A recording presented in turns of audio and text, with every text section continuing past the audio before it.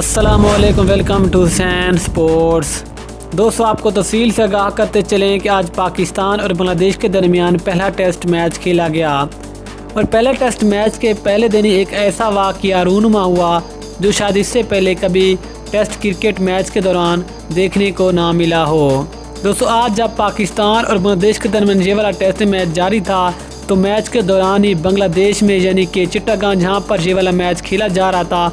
زیادہ تیز شدت کا زلزلہ آیا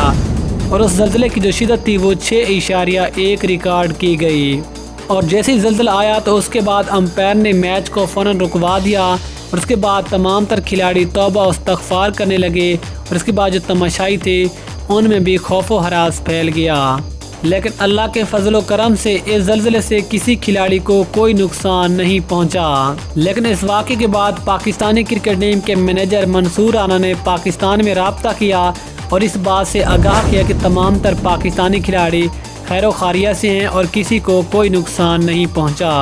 اور یہ کرکٹ کی تاریخ میں پہلی مرتبہ دیکھا گیا کہ میچ کے دوران اتنی تیز شدت کا زلزلہ آیا ہو اور میچ کو زلزلے کی وجہ سے روک دیا گیا ہو۔